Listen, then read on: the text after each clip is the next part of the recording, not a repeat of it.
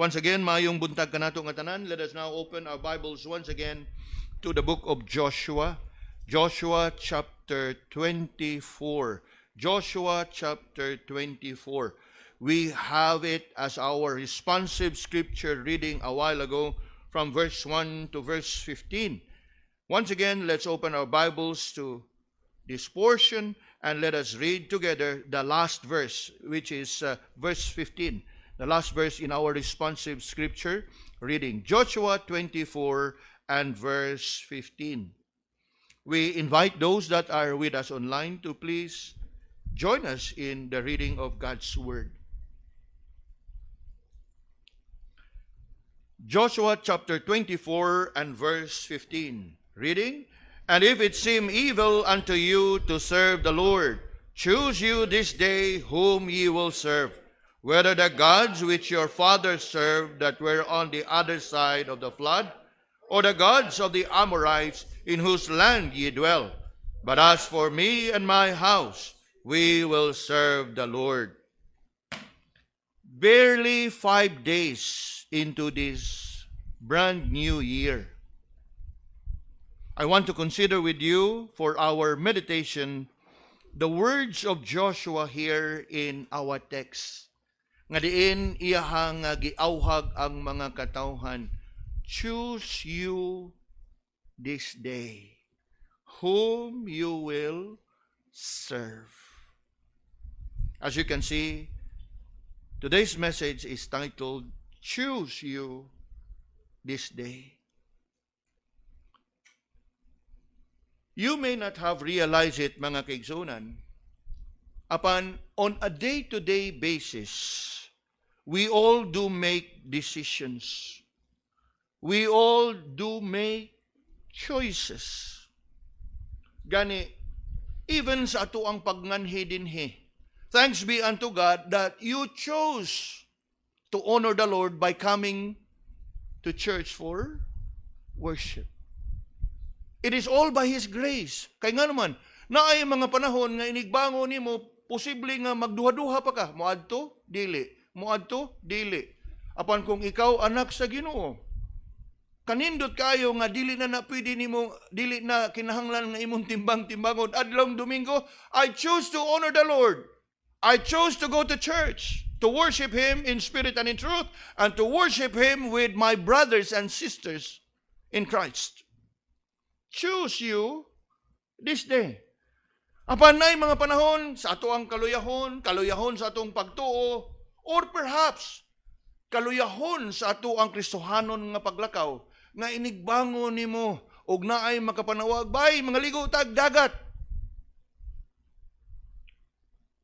Then you find yourself struggling. Choose you this day. Kanindot kayo nga bisan pa man og pila pa kabuk ang mutix mingon nga sige lang Brad, magkita lang ta ini kahuman na sa akong simba. I have this appointment with God. Choose you this day. Itugot nga maayong panahon, itugot nga maayo ang panglawas. Choose you this day to honor the Lord. Choose you this day to worship the Lord. Choose you this day to serve the Lord. That's the very message that I'd like us to consider this morning. Choose you this day. Yes, on a day-to-day basis, we all do make decisions or choices, ranging from the simple, casual, and typical. Mingon gani kag simple, casual, and typical, choose you this day. Musimba ko, mamahaw sa ako. It's a casual decision, di ba? Di na pwede pang sa ato sa lingampo ang pamalandungan. You make a choice, you should have your breakfast. Choose you this day. Yes, we all do make choices, decisions ranging from the simple, casual, and the typical. Siguro to some of us, mura kinanglan pa ta choose you this day, nga ning abli na to sa aparador mo, lantaw sa ta sa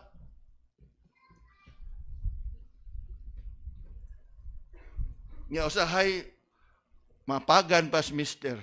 How do I look? Unya og dili malitok bitaw ang gi-expect nga malitok. Ay, ano nga mo eh. Choose you this day. Ranging from the simple, casual, and typical to the more serious and crucial decisions that we need to make and that may have its lifetime consequences. Yes. Especially kung at the very beginning, kay bawo ka nga murag dili gini siya iyas Ginoo and you chose to do it. You can only plead for God's mercy to preserve you because there will surely be consequences. Mao ka na nga, choose you this day. Inig kaugma na sad igmata nimo, choose you this day. Dili kay magunsa man ko ron. Unsa man akong buhaton ron. Kung kinsay makaunag text o kinsay na makaunag imbitar, choose you this day nga ug unsay imong masugatan. I chose to honor the Lord. I chose to put Him first. I chose to serve Him. I chose to obey Him. Upon how is it that still there are Christians, believers, fellow brethren, nga sa kada adlaw mag-struggle gihapon anang mga butanga. And oftentimes, as you continue to have that struggle in you, by and by, mapukan yung kadiha, mapildig yung kadiha. Now, kagahapon, we had a wonderful time kay I wasn't expecting nga diin sa among pag-adtuan nga balay na ato nga gi-dedicate sa Ginoo. I was thinking that it was just a family gathering and little did I know nga naay mga kaigsuunan pod nga gikan sa House of Hope nga nakangadto. So nindot ang among pagkatapok-tapok dito in a sense nga wa naman gud ta ana sa circulation. Although I know murag kana sila diha naay ilahang group messaging pod sa mga taga gikan pod sa House of Hope. Sige gyud pod sila istorya. Nalingaw lang kog paminaw nila. Unya nakanindot kayo kay sa taas-taas among istorya bitaw nga obserbar lang jud ko ba. Amay na kay manginom og Pepsi oy. May taas kay istorya Pepsi nya balahag tubig, Pepsi, tubig ko kanindot ang fellowship. Unya wala na lang yun nako barawa ba. Minaw lang yun ko nga nindot ang fellowship. Unya we all know nga kining lanapa sa una pa ning panahon. Thanks be unto God. Nga naman, we don't see each other often, but to hear from them, nga maayo ang ilahang dagan silang kinabuhi, nga naman na, because they chose to walk with the Lord. They chose to honor the Lord. Kahayag kayo sa mga dagway sa ato ang mga nahinabi. Thanks be unto God. Unya gani ingon pa sila nga matagkakaroon og unya pastor mo bisita man ko dito. Ingon po ko nga dito ko atong ibis nakabisita ko. Thanks be unto God. While we are saddened nga naay atong mga kaigsunan nga nibalik sa ilahang karaan nga mga buhat, it's a great encouragement to see others nga panagsara na itong makita pero sa atong nakita hayag kayo og mga panglantaw. Unya hayag kayo ang kontinan sa ilahang dagway. Gani ang amo ara gyud na istoryahan is may tungod sa kanang kinabuhi diha kang Kristo. And that was shortly after we considered a brief exhortation from the same text. Choose you this day. Ingko ingon ana ra gyud na igsoon. Kung sa kada adlaw pilion nimong himayaon ang Ginoo. Ang Ginoo sad mahimuot sad nga i-bless kaniya sa kada adlaw pod. On a day-to-day basis. Pero sa mga panahon nga moingon sa apasa ko ron, I chose to disobey the Lord. I chose nga andama imong kaugalingon sa iyang mga latos. Choose you this day. You cannot get away from it. Bisan pa man og unsa ka kataas na kaayo nga nagkinabuhi ka nga matarong sa usa ka pamilok nga mokumpiyansa ka. Unya kana ra bang sa usa ka pamilok nga mokumpiyansa ka habang buhay na sang konsensya kang sayang nga uy kang anuguna uy. Man na namansahan na sad nasudlan na sad kag toxic substance. kinahanglan gid kada adlaw choose you mo nang ingon diha, choose you this day.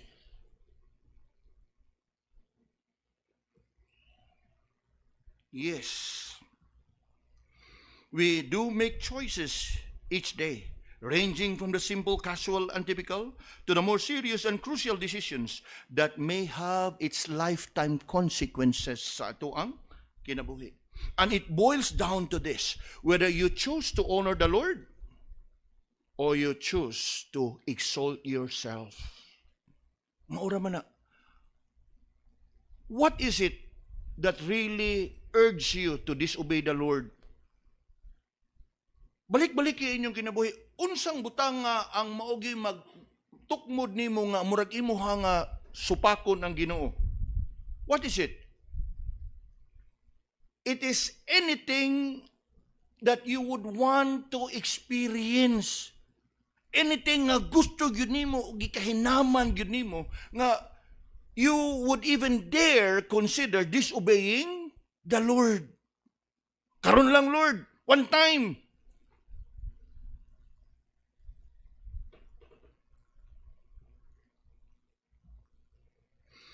Our text for consideration is a very familiar verse to many of us, where we find Joshua.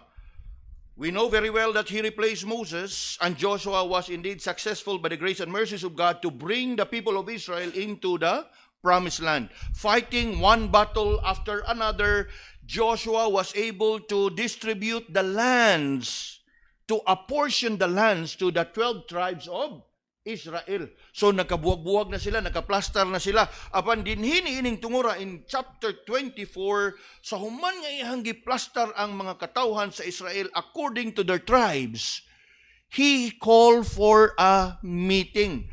And who are those who are called for a meeting? Iyang gitigom ang mga kadagkuan sa kada tribo. He gathered all the elders, as we read in verse 1.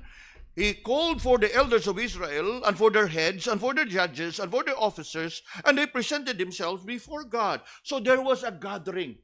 Gitapok sila, gitigom sila ni Joshua. Unya gipahinumduman sila ni Joshua. Okay ha? Nangaplastar na tang tanan ha?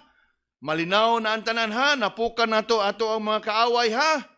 Karon gawas no na mo nga magkinabuhi diha sa inyong tagsa-tagsa ka mga Pinoyanan, sa tagsa-tagsa ninyo ka mga lugar. Meaning, Joshua would no longer be hands-on nga magfollow up nila sa kada adlaw.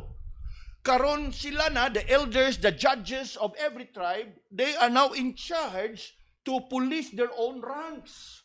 Dili na nga kaniadto nga padung pa sila dito, they were under the leadership of Joshua. In other words, og sa ato pa na iyahan ang gi-devolve kana bang devolution ba local government LGU, no? Nga diin iyahan ang gipiyal sa mga kadagkuan sa kada tribo ang pagdumala sa kada tribo.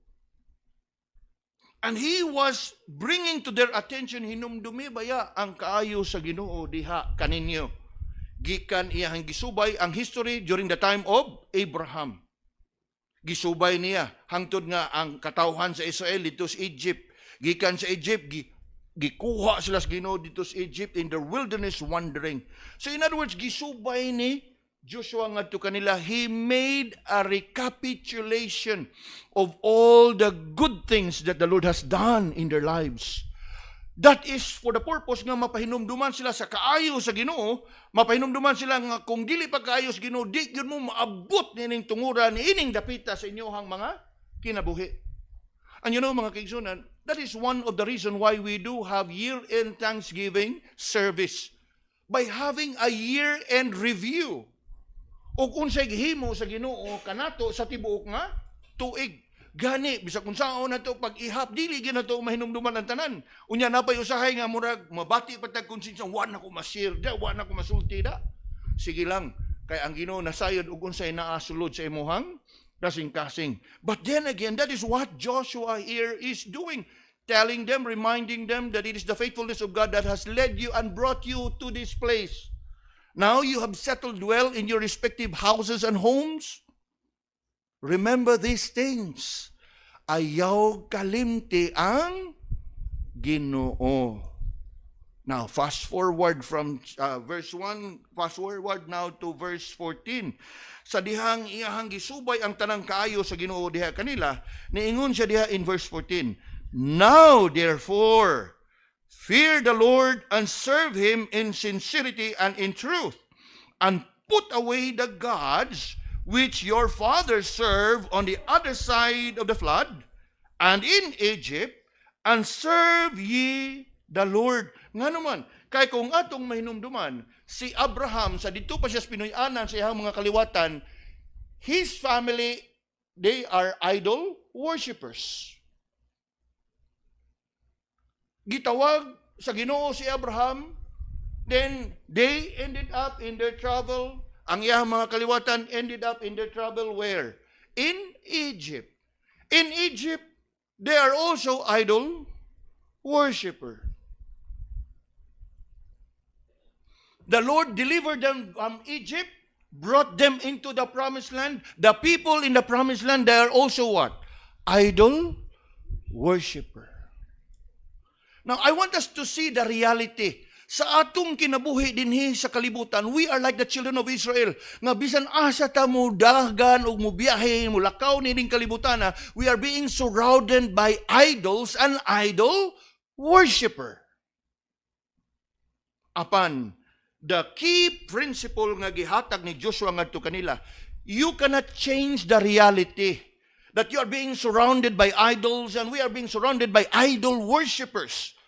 And so Joshua reminds the people in verse 14, "Therefore fear the Lord and serve Him in sincerity and in truth, and put away the gods which your fathers served on the other side of the flood and in Egypt, and serve ye the Lord." Kaya nga naman, bisan asa sila dadon sa Ginoo, ang ilahang palibot are filled with idols, for people around them are idol worshippers. And so, unsay pahimangno? Fear the Lord. Serve Him with sincerity and in truth. And then what? Put away the gods. Put away the gods. You know, mga kaigsoon, ang sama sa katawhan sa Israel, sa wapata makaila sa tinuod o buhi nga Ginoo, we were all what? We were all what? Idol worshippers.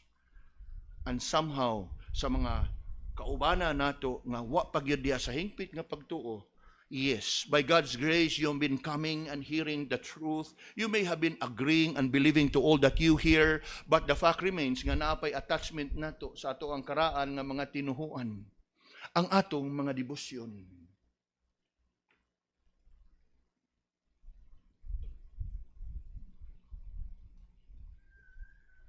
What's the message for us? Put away the gods. You look at your Bible, verse 14. Put away the gods. Kuhaan na diha. Put away the gods. Kay for as long as naa na diha si mong kasing-kasing, dili kay gyud maka-move on sa pagsimpag, pagpangalagad sa tinuod ug buhi nga Dios. You will always be hindered. No matter how long you have been coming to church and hearing God's word and learning God's truth, if you have not made the choice to put away the gods, look again in verse 14. "Therefore fear the Lord and serve Him in sincerity and in truth, and put away the gods." Put away. That word put away there is, yes, put away, ibalibag, cast away. Wag tangan na siya diha sa imong kasing-kasing. Regardless og kinsa na nga mga Dios-Dios nga imuhang nga gihubutang diha sa imuhang kasing-kasing, put them away. And in putting them away, ingon diha, ang katapusang bahin sa verse 14, "And serve ye the Lord." Serve ye the Lord. And so, having said these words in verse 14, Joshua then calls on the people in our text, verse 15, "Choose you this day." It was a time of decision, a time to make a choice. It is an hour of decision. Choose you this day. You know, mga kaigsunan, we think about choice. It presupposes of at least two alternatives. Mingon gani kag choice, murag naa kay pilian. Unya, kana bitang imong pilian, it surely will put you in a situation nga naay mga panahon nga maglisod ka sa pagpili. Apan bisan pa man og maglisod ka sa pagpili, si Joshua iyahan yung giklaro daan nga alang kaniya og sa iyahang pamilya, but as for me and my house, we will serve the Lord. And so, picking up from the words of Joshua here in our text, what I want us to see is that sama kang Joshua og katawhan sa Israel, sama kang Joshua og sa iyahang pamilya, kita usab sa atoang panahon karon. We must all strive to make the right choice, to come up with a godly choice, to come up with a choice that pleases and honor the Lord. You know, agi og pagdasig, thank God that we have been coming regularly for prayer, worship service. Let's continue to have that desire also to come for prayer meetings, for fellowship meetings, because these are things that glorifies the Lord. And by making a choice that I must go for prayer meeting and fellowship meeting, these are choices that honors the Lord. Dili na nga iobligar ta, pero kung ato ang pilion, siguro gyud ka nga mahimaya nimo ang Ginoo. Make the choice. Bag-o pa ni sud ang 2025. You can revise, you can make a change sa inyong mga priorities. I chose to honor the Lord. I chose to serve the Lord. Choose you this day. Yes, si Joshua, iyahang giingnan ang katawhan nga, yes, choose you this day whom you will serve. You look again in verse 15, kung imong tanawon, ihang gihatagan sa kagawasan, wa niya diktari, wa niya buti ang katawhan. In fact, ingon pa gani siya diha, if it seem evil unto you to serve the Lord, na pangutana, kano sa pa evil ang mga lagad sa Ginoo? Pero iyag yung giingnan siya. Kung tanaw ninyo, dili makaayo ninyo nga mga lagad sa Ginoo, kamo, bahala mo. But ako ug akong pamilya, we will serve the Lord. In other words, iyang gihatagan sa kagawasan ang katawhan to make that decision for themselves. That they also can make the right choice. That they also can make the God-honoring choice. Wa ni magpasabot nga, naunsa man po si Joshua, kay bawagid siya nga, ang usaragi angay nga simba. You cannot blame Joshua. Kay giklaro na niya daan sa verse 14. Put away the gods. Pero ang iyang gusto nga, ang desisyon magagikan sa katawhan. Mao gihapon, why do we preach these things? I preach for you to know and for you to make the choice. Dili man ta mo maguyod. Prayer meeting taron ha, guyon tay ta mo. Bible study taron na, guyuron tay ta mo. I'm presenting all these things for you to listen and for you to come up with the right choice and the right decision.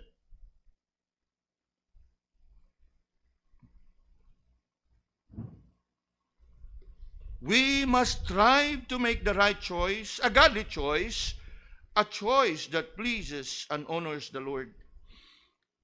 Gani mga kaigsunan, we are barely 5 days into this new year.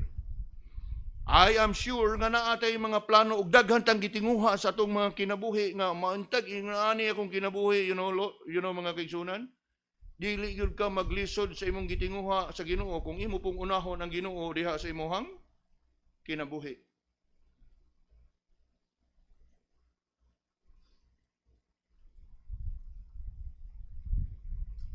Yes, I am sure we all have plans that we want to pursue and achieve this year or beyond. Let it be that in all our plans, we chose first and foremost to acknowledge Him. We chose to submit our plans unto Him. we chose to recognize Him, that He is sovereign not only in our lives, but even more in our plans. Choose you this day. We cannot get away from it. I am sure in many occasions napakyas ta diha. Sige na lang, hitabo naman to. Pero karon nga nakadungog na sayod ta ani. Especially husbands and fathers in our midst, take the lead. Kay si Joshua ningon gyud diha, but as for me, mag-unag gyud diha nato, dili pwede sa wife, me, husband. Take the lead. Sometimes wives can be hard-headed, stubborn. So be it. But as for me and myself, I will serve the Lord. Bahala ka. Nung kang ako'y musunod nimo, you're the head of the home. Yield your authority, your responsibility over the home. But as for me and my house, we will serve the Lord. True. And so as we go through this message, mga kaigsunan, three things atong makita. When Joshua raised up this challenge, choose you this day, it's like Joshua giving them a free hand to decide for themselves. But since we already have known that Joshua have told them very clearly in verse 14, put away the gods. So what is it that we must choose to do? Una, choose not to serve idols. Choose not to serve idols. Siguro maingon mo nga salamat sa Ginoo, Pastor Dugay, nakuha na ko magsimba og mga Dios-Dios. True. And thanks be unto God, for by His grace, we may have been delivered from idol worship. In the words of Joshua here, we may have been delivered from worshiping the gods of our fathers. Ang mga Diyos-Diyos ato ang mga katigulangan. Di ba, mao gyud kanunay natong madungog, natao ko ani nga pagtuo, mamatay ko ani nga pagtuo. Subo. Joshua is telling us, chose not to serve the gods of your fathers. Simply put, chose not to serve idols. True. But we know very well the weakness of the children of Israel, of how many times they have succumbed to worshiping the gods of the people of the land. But at this point, yes, chose not to serve idols. And indeed, we may have been delivered from idol worship, from worshiping the gods of our fathers, from worshiping the gods of our old religion, the idols that we see without naa sa tong palibot. But, listen carefully, it could be that we have been erecting and building our own idols diha sa ato ang kasing-kasing. Pride, arrogance, self-confidence.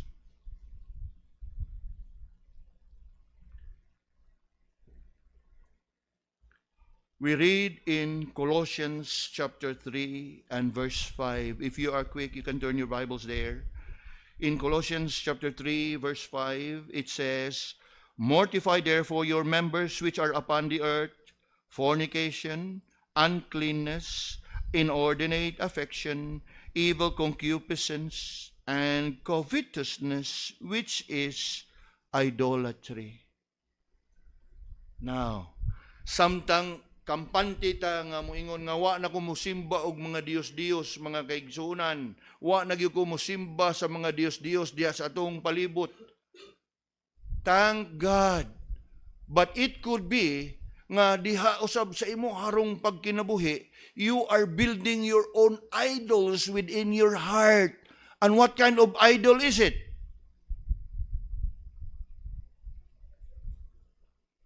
That sinful and selfish desire, one of which the sin of covetousness.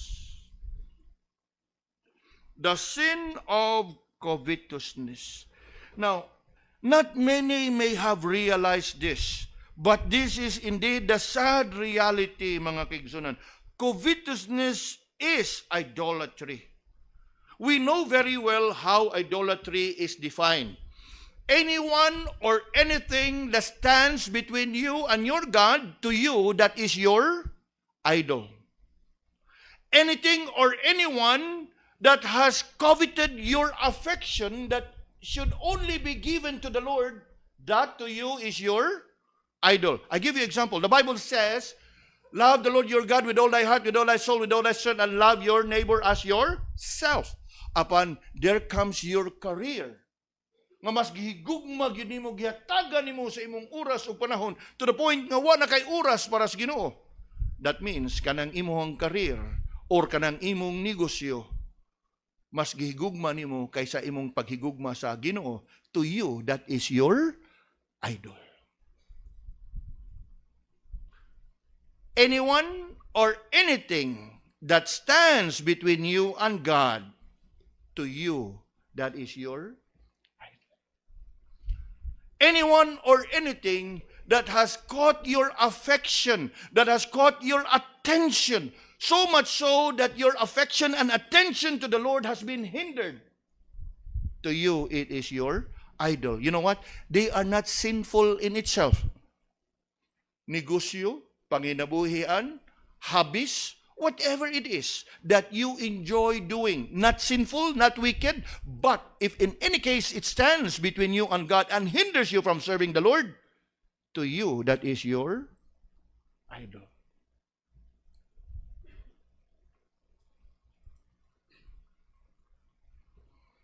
That is why the Apostle Paul here in Colossians 3:5, he says, mortify. Mortify simply means put to death anything or anyone that secures your affection, which ought to be expressed only unto God. It is an idol. Anything that catches your attention, that attracts your love, and then you put your trust and confidence diha. Nga ang imong kalipay naa na diha. Dating mong enjoyment naa na diha. Ugwa na sa Ginoo. That to you is your idol. Gani mga kaigsunan, sad as it may be, it is very possible nga ang atong kaugalingong pamilya can be our idol. That is why ingon gyud as Joshua, as for me and my house.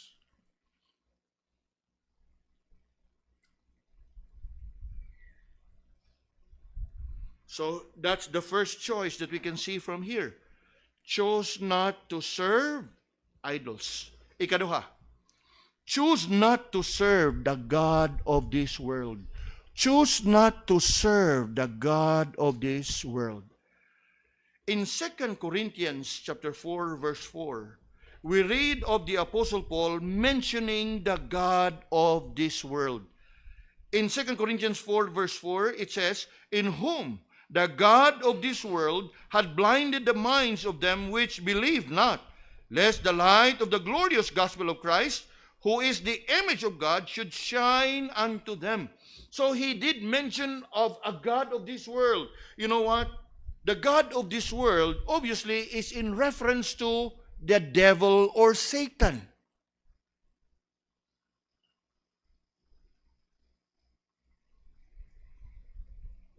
And we are told, choose not to serve the God of this world. None other than Satan, the devil, the adversary, the roaring lion. In the Gospel of John, mga kaigsunan, the Lord would call the God of this world as the prince of this world. Make no mistake, Even si Ginoong Jesus refers to him as the prince of this world. Lantawa sa makadiyot, for you to know and see for yourselves. John chapter 12, the Gospel of John, looking at chapter 12 and verse 31. John 12 and verse 31. Ingon diha, John 12 verse 31. As you can see, it is in the red letters. The Lord Jesus speaking. Now is the judgment of this world. Now shall the what? Prince of this world be cast out. Prince of this world. The God of this world.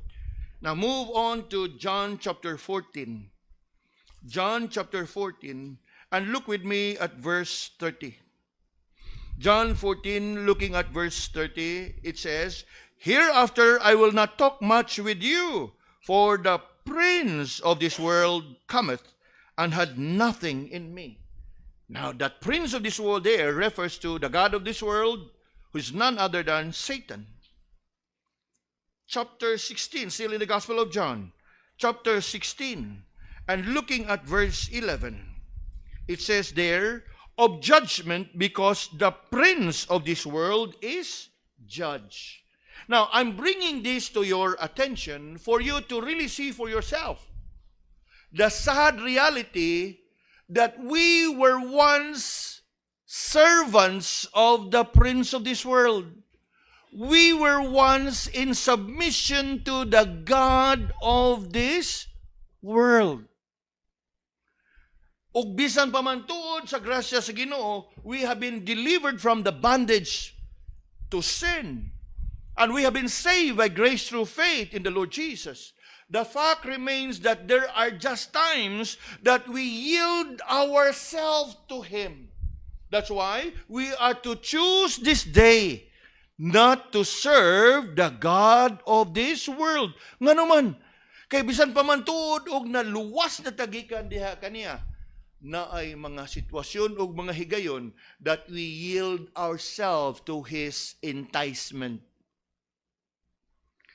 Now turn with me your Bibles to Ephesians. Ephesians chapter 2, looking at verse 1 to verse 3. Sayri mga kaigsunan, nga sawa pa ta diha sa Ginoo. Before we came to know the Lord, we used to be the servant of the God of this world. We used to be doing things at His bidding. Ang iyahang kabubuton mo ay atong gituman. Ang iyahang katuyuan mo ay atong gihimo.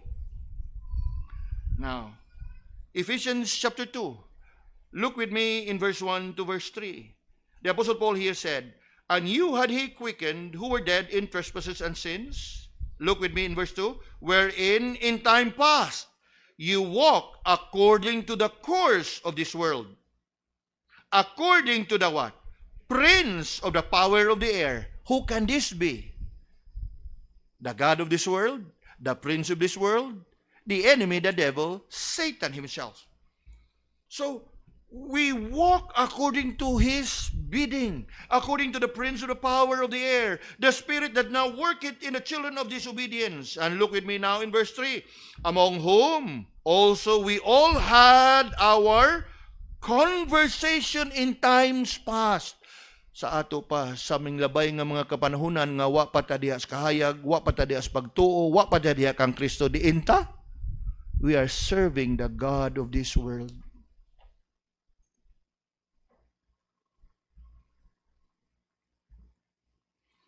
And what are we before? Ingon diha. We're by nature, last part of verse 3, the children of wrath. We are children of disobedience according to verse 2. We are children of wrath according to verse 3. Yes, we used to belong to the God of this world. And you know what? Salamat na lang sa Ginoo that we have been saved. But the fact remains, nga naay mga panahon that we still can fall into sin by yielding ourselves to His enticement.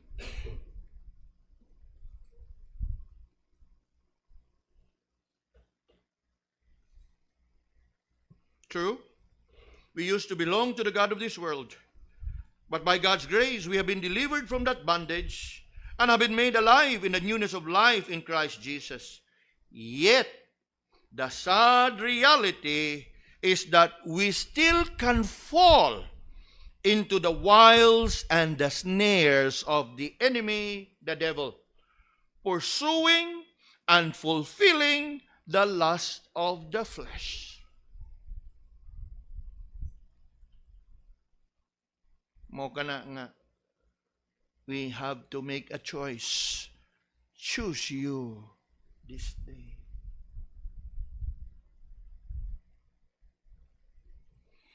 It has to be on a daily basis. It's not about 6 days in a week. It's not about 5 days in a week.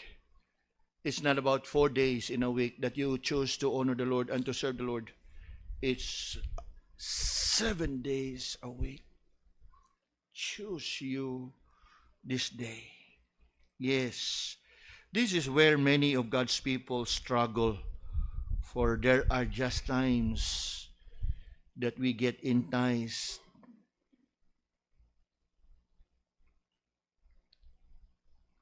Nabitay kanta bitaw nga atong kantahon awiton kanang, "Oh Jesus, I have promised." There's a portion there that, "I see the lights that dazzle, the tempting sounds I hear." Are you not familiar with it? The dazzling lights of the world, the tempting sounds of the world.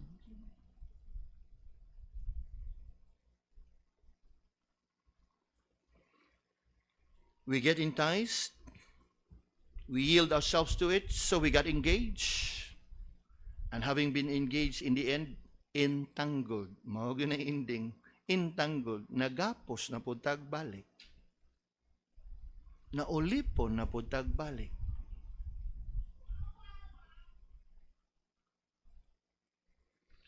Choose you this day. And we know the wiles of the enemy. We know the wiles of the devil for sure. We know very well that it can come in one of these three, or two of the three, or a combination of all the three. The lust of the eyes, the lust of the flesh, and the pride of life. The same operation that the devil used in tempting Eve. Lust of the eyes, lust of the flesh, pride of life. The very same temptation that he used in David. Remember David when he sinned with Bathsheba? The same operation he made with the Lord Jesus. The lust of the eyes, the lust of the flesh, the pride of life. And you know what? The same operation he is doing in our lives.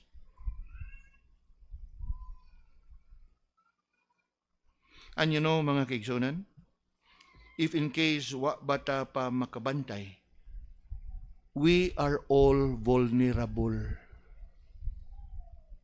When I say we are all vulnerable, wa gi usa na to nga makaingon nga lig-on ko, dili kong mapukan. That's why individually and collectively as a family, we have to make the choice. Choose you this day.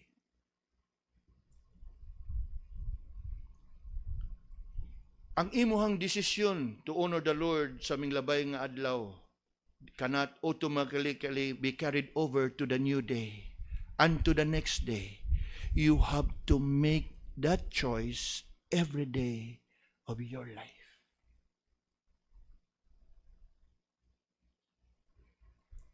Choose you this day. Choose not to serve idols. Choose not to serve the God of this world. And the third and the last, choose to serve the Lord. Choose to serve the Lord.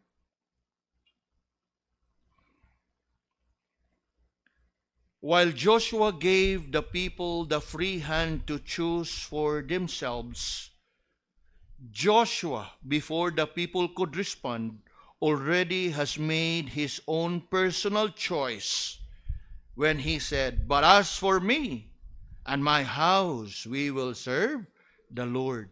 Now, I want us to notice carefully the words of Joshua here.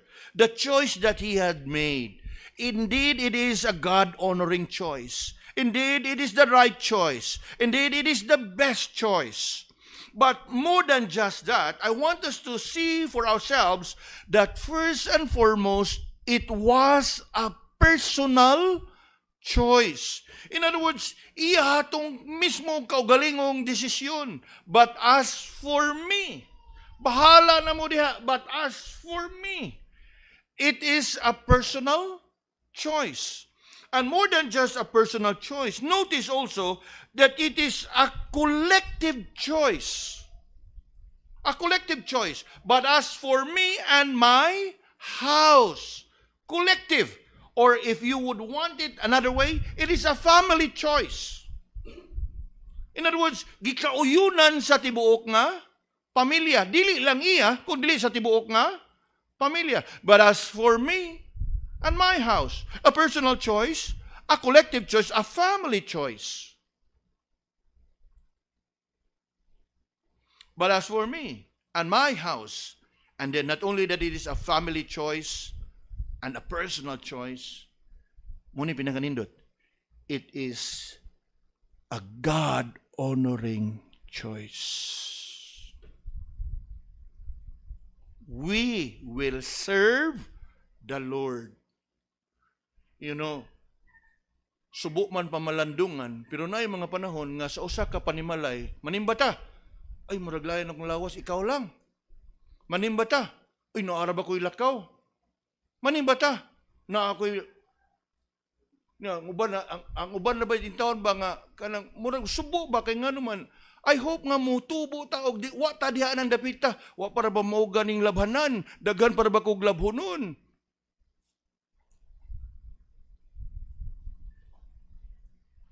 Mura ba og ingon ana na lang yun ang makababag nimo sa pagpanimba sa Ginoo? Now, yes, something to worry, mga bata o eskwela, wa pa mauma. But of course, dili siguro angay nga mo na mahimong rason nga di ta kapanimba, di ba? Balido na siya nga naiwa pa, mangutaw pa ka. Apan, it's a matter of what? Managing our time.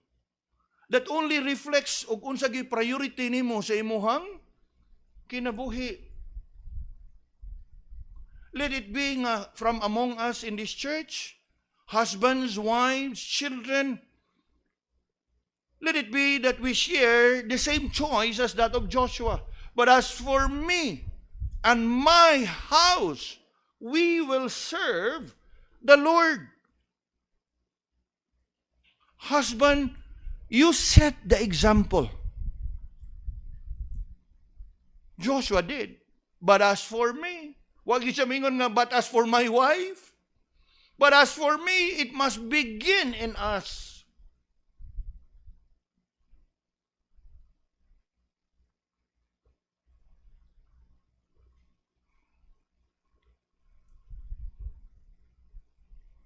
A personal, a collective, and a God-honoring choice. Nga diin, sa iyahang paghimo, sa iyahang personal nga choice, wa niya nga giangkon nga para lang, sige lang, okay ra mo diya, manubo raon ta mo ikadugayan, ayaw. Kitang mga bana, let's rally our children. Usahay, we can be childish. Og di ka musimba, ako rin mabless sa Ginoo. Ayaw, ingon na igsuon. Kung ikaw nagdahom nga gusto ka nga mabless sa Ginoo, let it be that you would also want for your wife and your children to be blessed by God. Manimba ta. Kay dili man ni pwede nga ikaw lang sa aron, ikaw lang sa proxy. But as for me and my house,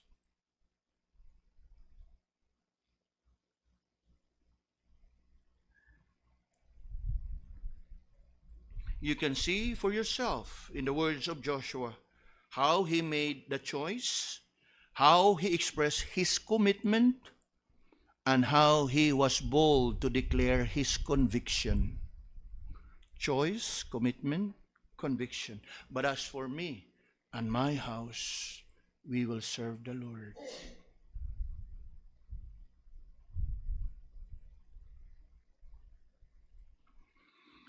to the fathers in our midst, ining bag-o nga tuig. Yes, looking back in 2024, as they say, that's water under the bridge. O atong lantawon, siguro natin mga kapakyasan. Siguro murag nagkuwang ta sa mga pag-agak. Apan, sige na lang, the Lord is gracious and merciful. He has given us a new year. A new start to start anew. Di na ta, let's not dwell on the former things. Forget the former things. As the Lord said, I will make all things new. In this new year, so, labay naman to. Let's start anew. And start anew by making right choice. God-honoring choice. The best choice. As for me and my house, we will serve the Lord. Let's not be childish. Di ka kasimba, wa kay blessing. Ako ra, ako madawat blessing, di ka tagaan.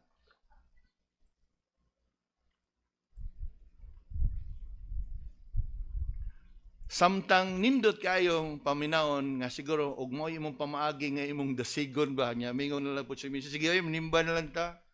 Nindot ra pud pero let's be firm in our choice. Nga makita pod sa ato ang pamilya that you are really serious with it.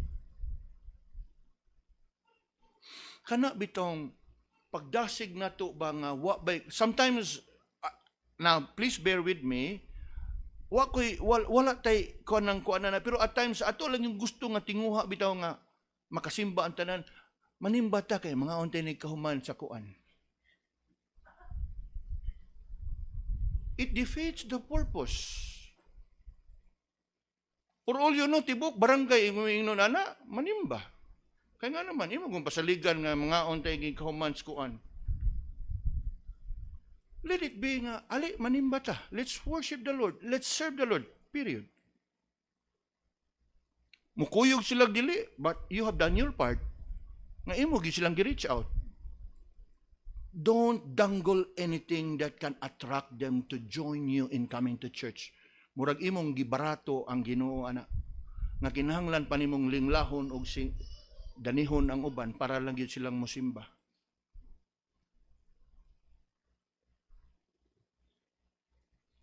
Yes, I know you may have sincere and earnest intention nga may tag mosimba, unya ini kasimba makadungog sa pulong. Praise God. Pero let it be nga sa imong pag-reach out, pag-invite, manimba ta. Gracias sa Ginoo sa ato ang pagsimba dinhi, inikahuman sa atong pagsimba na atay refreshment. Thank God. Nahay usahay mga espesyal atong refreshment, usahay mag-awas-awas atong refreshment. But sa kada mangimbitar ta, ayaw na nag-i-appeal. Nimba ta kay nindot ang refreshment ron.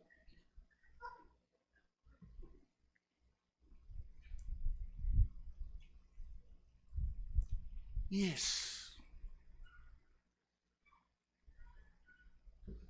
Now, there are just things that we need to change. Let it be nga sa imong pag-reach out, manimba ta. Ug masimba, praise God, sige.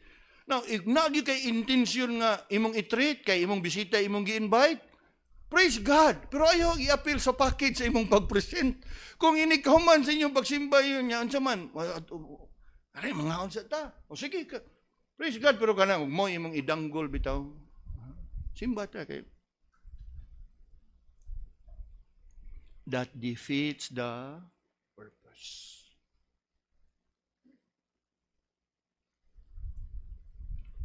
Let it be that we all make right choice, even the best choice, most of all, a God-honoring choice. And going through the words of Joshua here, no doubt Joshua made a right choice.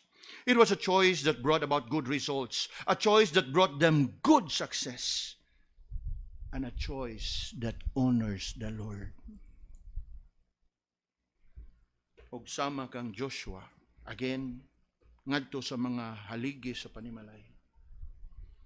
May we all have this personal choice, this personal commitment, and this personal conviction nga ato apong dadon ang ato ang pamilya uban kanato. But as for me and my house, we will serve the Lord. Not that, but as for my wife and my children, they will serve the Lord. Or, as for me and myself, I will serve the Lord. It has to be the entire family. Let us pray. Lord, salamat sa imong pagdasig kanamo diha sa imuha nga pulong. There are just too many things that we need to consider and prayerfully consider. For we know very well the true spiritual condition of our families, their needs for us to grow and mature, their needs for us to be firm in our commitment, the need for us to come up with God-honoring choices, professing our faith, expressing our conviction. O Lord, have mercy. Bless every family with such a burden, with such a desire to honor you, and even to regularly and on a daily basis choose to honor you in their lives. Be with us at this point as we prepare ourselves to partake of the Lord's Supper. Thank you, Lord, that we can bring into remembrance all that the Lord has done, accomplished and achieved for us, that we be saved from our sins. May each one of us who will be partaking be found worthy before you. In Jesus' name we pray. Amen.